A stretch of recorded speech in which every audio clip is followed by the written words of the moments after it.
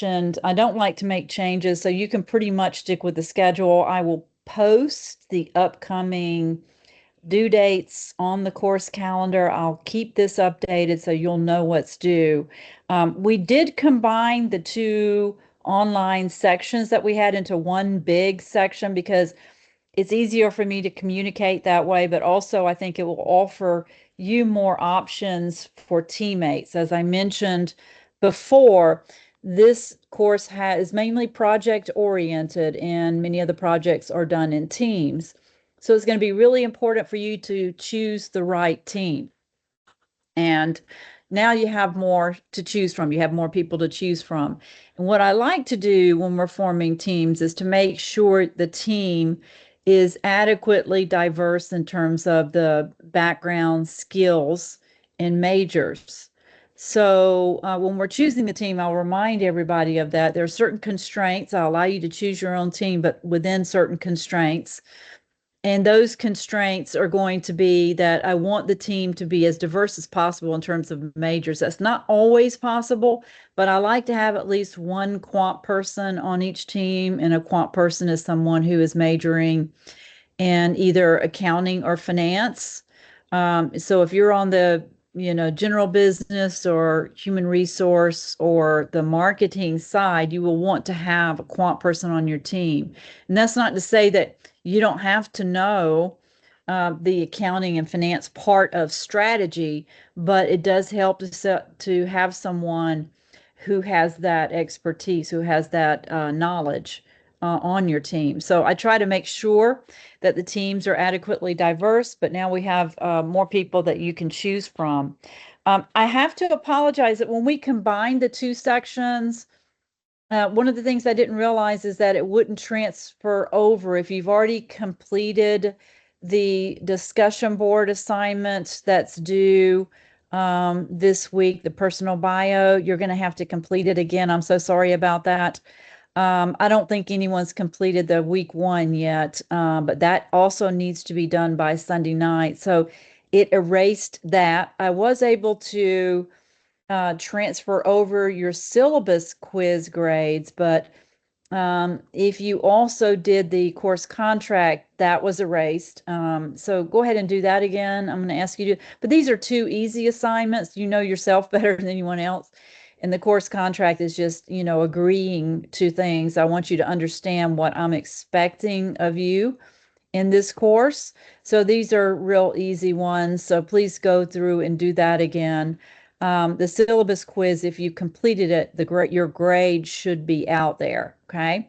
So I apologize for that mix up. We do have everyone in the same section. So if you noticed that the name is a little different, it says Strategic Management XLS Group DJ. Just look at the title here that I have added. And if you're taking this course online, it doesn't matter which section you're in, this is the right place to be. One of the things I want to point out as well, I mean, this is pretty straightforward and easy to understand. I think in the way that I have set up the course, you will start with the getting started. Please don't skip around. I have seen students miss assignments because they went straight to the bottom and they just did the quizzes. They just said, okay, what do I have to do? Okay, I'm going to do the quiz, and then I'm going to do whatever discussion board assignment I have. I'm going to skip everything else. Well, you might miss out on something important, and that is critical. So do go through and check on each one of these. I know some of these are pretty straightforward, and you've done them before. If you're reading the syllabus, then you've read it before. But let's go through each one in the order presented. And I have them in this order for a reason. The course will make a lot more sense to you if you go through all of these items. You'll see here is the course syllabus. Go ahead and download that onto your computer, and then you'll have it right there when you are completing the syllabus quiz. It's just easy. That's a quiz that, your quizzes, weekly quizzes, are open book, but the tests won't be. The tests are closed book, and they are proctored by the Respondus monitor. So the quizzes, the main reasons for them, and some students who are wanting to make a good grade in the class, they'll get upset if they miss question or two on the quizzes. I don't want you to fret about that because the quizzes are mainly for you to know what you need more information on, what questions you need to ask me, number one. And number two, there's sort of a reading check for you to make sure you understand what you're reading, what you're seeing, what you're listening to. When I post these videos, I have videos under most modules. And then number three, it also tells me what I might need to add more explanation about in the class. So it's done for multiple purposes. It's not going to affect your grade much. Now, if you look at your grades, when we go through here, you can see that there are a lot of items under the assignments, right? A lot of items. All of these items that we're going to be doing, these activities that we're going to be doing in total count for 10% of your grade. The majority of your grade is going to be the two tests. Each test counts for 20%. The Comp XM, which takes the place of your final exam, that is using the simulation, which I'll talk to you about in just a minute, and your team SWOT analysis, that is a strategic plan that your team will develop. And we'll go over that later on in the semester. I don't want you to worry too much about it right now. So all of these assignments are just really for you to practice what we're talking about each week. I like to talk about it, and then I like for everybody to let's go ahead and do something that kind of proves that you understand the concept, that you understand how to apply it. So this is very much an applied, project-oriented course. That's the purpose of it. And really what we're trying to do is to wrap up what all you've learned in the College of Business, in your business courses, in your freshman, sophomore, and your junior, senior business courses. So there'll be a little bit of marketing that we'll use, a little bit of human resource management, a little bit of operations management, a little bit of finance, a little bit of accounting, a little bit of economics. We'll talk about all those things, pull them together, and make sense out of them in terms of having to develop a strategic plan for a company. So what this class is all about is developing a strategic plan and implementing one. How do you do that? And I'll tell you in the very first week when you go to the week one module that strategic planning is all about allocating the company's limited resources in a way that allows it to achieve its long-term objectives. That's strategic planning, allocating your company's limited resources. And every company, regardless if you're NVIDIA or Google or Apple, you do have limitations in what you can do. Now, granted, they have fewer limitations than other companies, smaller companies, but they still have to deal with limitations. And so we can't do everything that we would like to do. We have to pick and choose where we want to place our financial resources, our human resources, operational resources, capital resources, where we want to place them in a way that allows us to maximize our ability to meet our long-term objectives. And we're constantly doing this in a changing external environment. That's what this course is all about.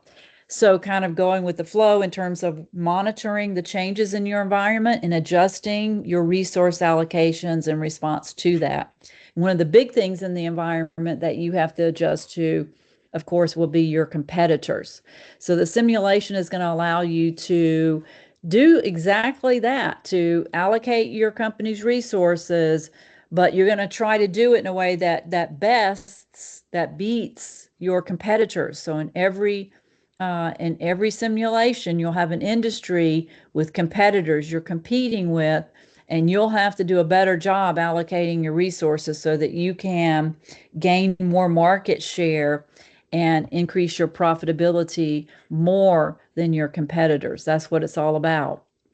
Okay, so having said that, now we're going to go through again, starting with the getting started, go through one at a time. And you'll see at the bottom of this, there is a business strategy simulation. Well, what is that? Well, in this class, I give you there's a free textbook, by the way. There's a free textbook Here it is under the Getting Started. You can just download that onto your computer. It's completely free. Now, this textbook is dated in that the company examples that they're using are a little bit outdated, but it's free. That's why we chose it. It is free, open access. So there are no copyright infringement here. We're allowed to use that, give it to you for free. You don't have to purchase the textbook. However, you will have to purchase a simulation. You might have heard from your friends that this course uses a simulation. There's a short video that kind of describes what the simulation is about. This is called the Foundation, which is for undergraduates. And basically, it is allowing you to practice exactly what I just talked about, which is allocating your company's scarce resources in a competitive environment, in a way that allows you to best them, to beat them in terms of adding market share and increasing your long-term profitability. So we're going to learn how to use this simulation quickly. We're jumping right into it. This week, we're going to take it one baby step at a time. This week, your task, your assignment is just to register for the simulation. All right. So when you register for the simulation, you're going to need something called an industry ID. Here it is. That's your industry ID. You can copy and paste it. So if I go out to the simulation website, which is capstem.com, all right, I can click on the Getting Started, and then I'm going to click on student registration. Of course, we have to agree to their terms. All right, continue. Then it's going to ask for your industry ID, and that's it. So when I submit that, it's going to say BUSA 4185 Spring 2026 online. All right, in section number VO1 and VO2. So, and then you fill out the rest of that. Now, this simulation, unfortunately, costs $60, and we can't get around that. We cannot get around that. I wish I could. If I could, I would. But every student, everybody has to have access to the simulation to complete this course. And we'll have to have access to it very quickly this week, because we'll begin the tutorials on the simulation next week. We don't want to get behind on the simulation. All right. When you get behind, almost everyone that gets way behind on the simulation tutorials, once we start the practice rounds, doesn't complete the course. Right. So we don't want to get behind on the simulation. This is something you want to stay on top of it. The more time you put in the simulation in the beginning, there is a steep learning curve on that, but I'm here to help. I'm going to take it one baby step at a time. But the more time you put in it, the more successful you are in this course, the more successful your team will be in this course. So if everybody on your team understands the simulation, and you're required to do your own individual practice rounds on the simulation before you can be put on a team. Okay. No one will be put on a team if they haven't completed their practice rounds. And I'll explain to you next week how that works. So you have to stay on top of this, and I'm going to put the deadlines on the calendar. Just know that you don't want to get behind in the simulation. This is something you want to stay on top of. This week, all we're doing is registering for it. That's it. We're not starting it yet. Next week, we'll start on the tutorials. The week after that, we'll start on the individual practice rounds. Okay. So you start out in the simulation as you're leading the company. You're the only one in your company. You are the boss, the manager, the leader. No one else is on your team in the very beginning. After we finish what we call the practice rounds, where it's you practicing and learning how to use the simulation, then I will put you in a team. But those who don't finish the practice rounds will not be put in a team and won't be able to finish the course. That's the rule. So we want to go ahead and register for the simulation by this Sunday night. And then next week, we'll talk about how to start and do the tutorials at our session. And again, I'm recording these sessions for those of you, if you can't meet, then I'm recording them. And again, if you meet every week, you can get extra credit, but if you can't, I understand you have other responsibilities. That's your choice. I can't make you attend these weekly meetings. I wish I could, but I can't. And so what I'm doing is I'm offering everyone extra credit if you do attend, make the effort to attend these weekly meetings. And in these meetings, I can also answer questions that you might have about any of the projects going on in the class, or the simulation, especially. That's where I usually get the most questions. Um, Also know that there is, I put out here, I believe it's in here. Let's see, getting technical help. All right, when you click on that, there is a technical helpline for this simulation. This is the CAPSIM simulation. They have an open AI chat box if you run into any problems registering or if you have any technical problems at home. They have a 1-800 number that you can call. They're usually very responsive to students' questions. Um, and they also have an email that you can email them. And again, they're usually really responsive, and I have found that they have help people. They have customer service that is very knowledgeable. You get a person, not a recording. So if you do have technical problems, rather than emailing me at all hours, you can get a much faster response by emailing the CAPSIM technical helpline. You can always see it when you go to the CAPSIM. Let me go ahead and register under my account. You will see it at the bottom of the page there as well. So I'm going to sign in on my account, and I notice that already 5 people have signed up. Thank you very much. Have signed up for. You will see that these are the people who've signed up, and you'll also see at the bottom of the page here is the CAPSIM technical helpline and their email address. You'll also see that they have an AI debrief tool, an open AI chat box if you have any questions as you go through the tutorials, as you register or go through the tutorials. You could try that. Um, I don't know how good that tool is for very specific questions. I think if you have a general question, it's better. If you have specific questions, I would call the 1-800 number. Now, they can't tell you what to do in terms of strategy. So if you ask them, for example, should I add a new product or should I change the products that I have now? They're going to tell you, well, I can't tell you that. I can only help you with technical issues. So as far as strategy, that's something that we will all have to learn on our own, and I'm here to help. But it's best to learn by jumping in and making mistakes and then learning from your mistakes. In the practice rounds, your mistakes can't hurt you. Once we start the team competition rounds, your mistakes can hurt you just like they could in the real world if you're working in a job. So the practice rounds, we do want to jump in there. We do want to try different things, make mistakes, learn from our mistakes in the practice rounds.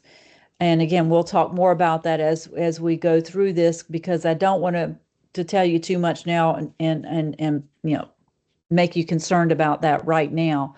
So the only thing we're doing right now is just registering for the simulation. Next week, we will start on the tutorials, and I'll show you how to do that in our online session next week. But just go through as I have it laid out. Get through this week. We're going to go through both the getting started and the week 1 module. Okay.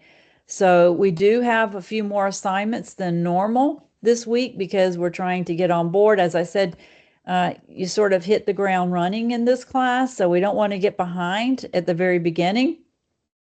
But you see what's due by this Sunday night. Most of these won't take very long. Most of these will not take very long. The chapter 1 quiz will take a little bit longer because you do want to, before you take any quiz, go through the module. In most modules, and almost every one, there will be a chapter video. And I tell you how long it's going to be in advance, so you know how much time to set aside. And there will be a quiz in almost every module. So watch the video, download the PowerPoints, and watch the video before you take the quiz, because there are some things that's, again, not in the textbook. This is the dated textbook that I've tried to update through the PowerPoints and through the video. So you want to take a look at that before you do your weekly chapter quizzes. All right. And this first week, we also have this is an easy introductory discussion board assignment that's mainly asking for your opinion. All right. So it has to do with developing strategy, but this one is not a hard one. So that's what we're doing this week. Go through the getting started and the week one module. And most of your due dates will be Sunday night. There will be a few exceptions, and I'll give you a heads up on that when there are exceptions, but most of the due dates are Sunday night. So you have all week to work on it. I wouldn't wait until, Sunday night to start on it, but you have all week to work on it. So y'all let me know before Sunday night if you have any questions about these assignments. Let me stop there and ask you if you have any questions. I just have one more quick one. Sure, Tony. When it comes to picking our groups, should we go ahead and start reaching out to people and getting that formed, or do we wait on that? Well, what I would do is wait until everybody posts their personal bio, because I have some specific questions to add that I asked in the personal bio, such as what are the convenient meeting times during the week? What are the days and times that you can meet? You want to choose someone with a compatible schedule. I've also asked everybody what their major was, any other areas of expertise that they might have, what their goals are out of this class, and what their future goals are going to be. So you can choose people based on what you think might be compatible with your goals, but also scheduling compatibility and sort of filling what I call filling in the gaps, which is if you feel like you're strong on the financial side, but not so much on the creative side and the marketing or human resource management side, then you want to find people who have that expertise to fill in the gap. So you kind of look at what your strengths and weaknesses are and choose people who can add to, you know, and I'm sure you're going to be able to contribute in one particular area more than others. So we want to make sure that our teams are diverse in that area in terms of their background, skills, and expertise. And I will set boundaries when you finally choose a team. One of the constraints will be you can't have more than two of any one major on a team. And the reason is that we're kind of in our own little silos. We kind of stay with our own majors throughout the business program. If you're a finance major, you took finance courses with other finance majors. So I want everybody to step out of our comfort zone and include people from other majors and who might have a different perspective when you're making team decisions.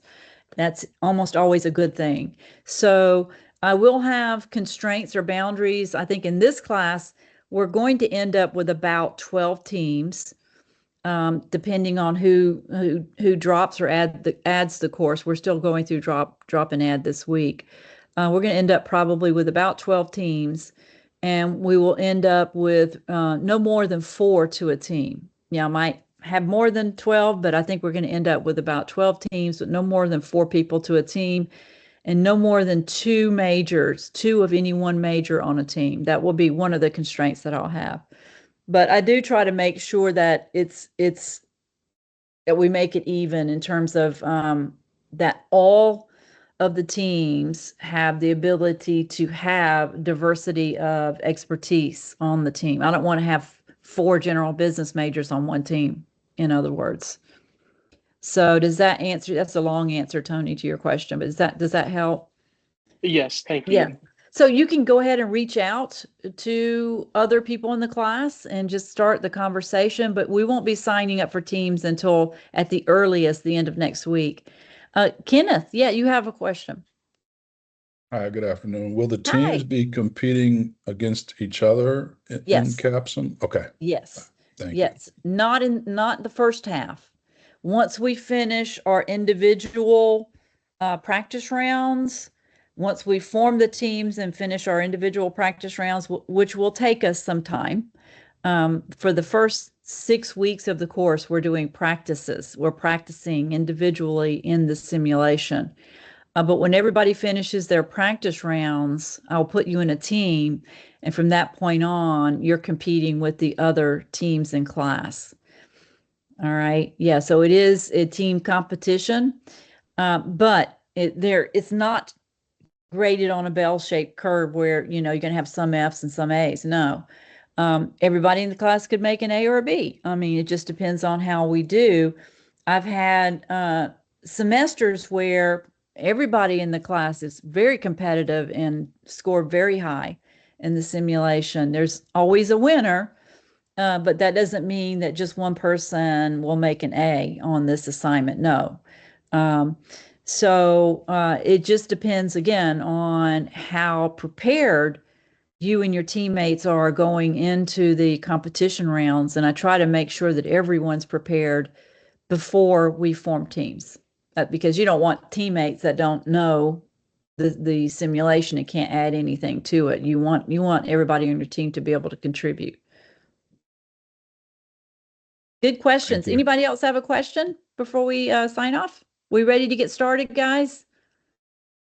Are you ready to get started on the last semester of your undergraduate academic career? I know you are. May is right around the corner, I promise you. So y'all hang in there and send me an email if you have any questions, or if you notice anything that you think is worded weirdly that you don't understand, then please let me know. If you see an error on my part, I'm human, I make errors. And if you see anything like that, please let me know. You'll be doing me a favor along with everybody else. So let's get started, guys. Okay, any other questions before we sign off?